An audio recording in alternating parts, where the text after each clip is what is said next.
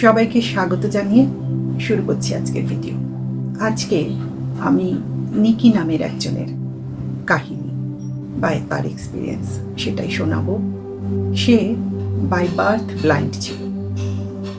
সে কখনোই এই পৃথিবীর কোনো আলো আধার, কোনো দৃশ্য, কোনো কিছুই সে দেখেনি। তার চোখের সামনে সব কিছুই অন্ধকার ছিল জন্ম থেকে। এমনকি রাত্রে তার স্বপ্নের ভেতরেও সে কখনো কিচ্ছু দেখতে পায়নি।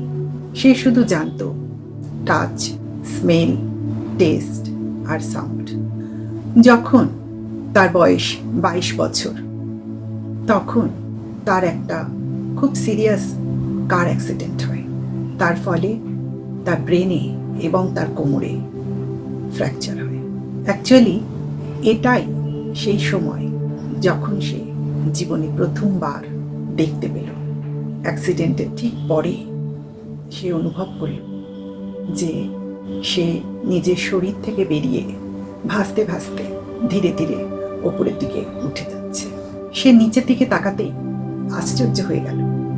সে অবাক হয়ে দেখল যে সে সব কিছু পরিষ্কার দেখতে পাচ্ছে। সেই অ্যাক্সিডেন্ট স্পট, ভাঙা গাড়ি, সমস্ত কিছু। যেহেতু নিকি আগে কখনো কিচ্ছু দেখেনি, তাই প্রথমে সে বেশ ভয় পেয়ে গেল।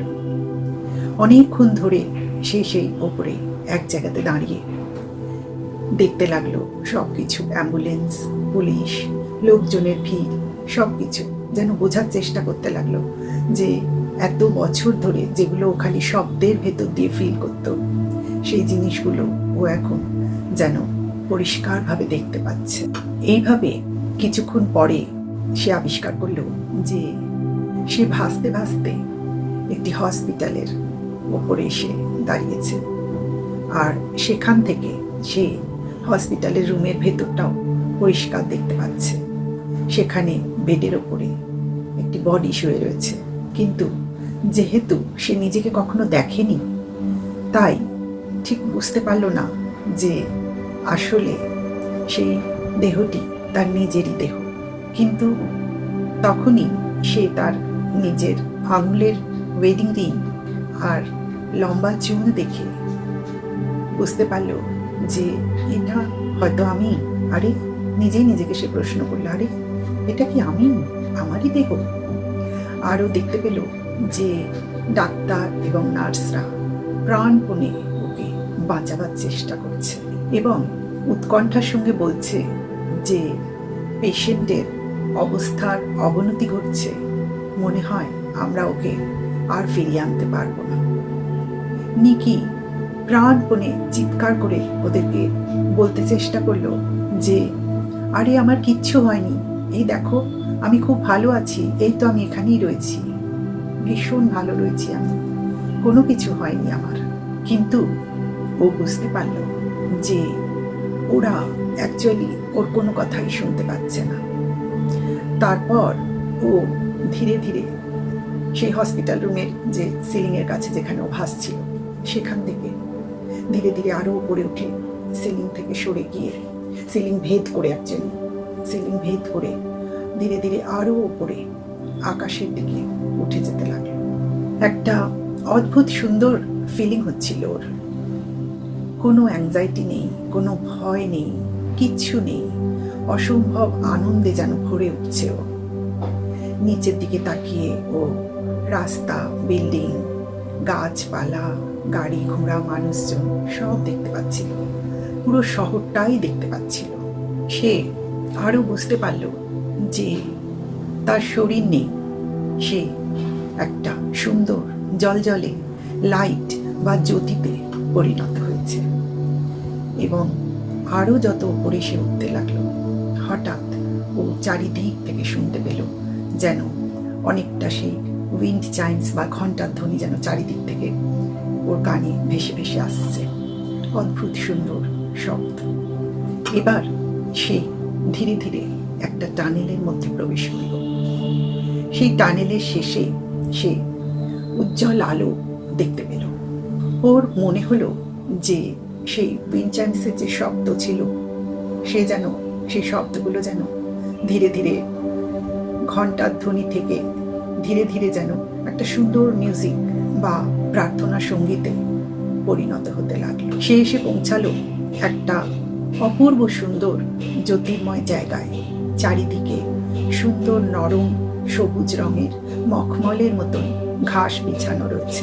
চারিদিকে সুন্দর গাছ, নানা রঙের ফুল, আর প্রচুর লোকজন ঘুরে বেড়াচ্ছে সেখানে। আর সেই লোকজনেরা প্রত্যেকে এক একটা সুন্দর আলোর বলয় বা জ্যোতি দিয়ে তৈরি। আর সেই প্রত্যেকটা আলো থেকে বা জ্যোতি থেকে বিচ্ছুরিত হচ্ছে ভালোবাসা। যেন সেই পুরো জায়গাটাতে ভালোবাসার তরঙ্গ বয়ে চলেছে। গাছ থেকে, ফুল থেকে, ঘাস থেকে, পাখিদের থেকে, সবার থেকে, ওখানে যা যা আছে সব কিছু থেকে যেন গভীর ভালোবাসা নিঃসরণ হয়ে চারিদিকে ছড়িয়ে ছড়িয়ে পড়ছে। ওখানে তার ছোটবেলার স্কুলের বেশ কিছু বন্ধুর সঙ্গে দেখা হলো, যারা অনেক আগে বেশ কম বয়সে এই পৃথিবী ছেড়ে চলে গেছে। তারাও ওরই মতন কেউ চোখে দেখতে পায় না বা কেউ অন্য কারণে শারীরিকভাবে ডিসেবলড ছিল, কিন্তু এখানে তারা একদম সুস্থ আর আনন্দে জলজল করছে। যেন ঠিক সেই একই রকম অবস্থাতেই ও ওর ছোটবেলাতে চলে যাওয়া ঠাকুমাকে দেখতে পেল, গ্র্যান্ডমাদারকে। সে আরো অনুভব করল যে এটা হচ্ছে সেই জায়গা যেখানে পুরো ইউনিভার্সের সব নলেজ রাখা আছে এবং এখানে সমস্ত প্রশ্নের অ্যান্সার পাওয়া যাবে। ঠিক এই সময় সে ফিল করল যে তার ঠিক পাশে সবার থেকে উজ্জ্বল প্রচন্ড জলজলে এক জ্যোতি এসে দাঁড়ালো।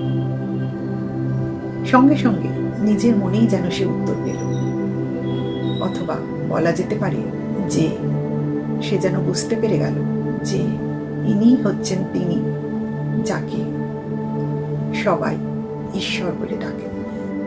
সেই তেজস্ক্রিয় সুন্দর জলজলে জ্যোতি এসে যখন তাকে নিকিকে আলিঙ্গন করল, নিকির মনে হলো সে যেন সেই উজ্জ্বল জ্যোতির ভেতরে ধীরে ধীরে সমাহিত হয়ে যাচ্ছে, বিলীন হয়ে যাচ্ছে।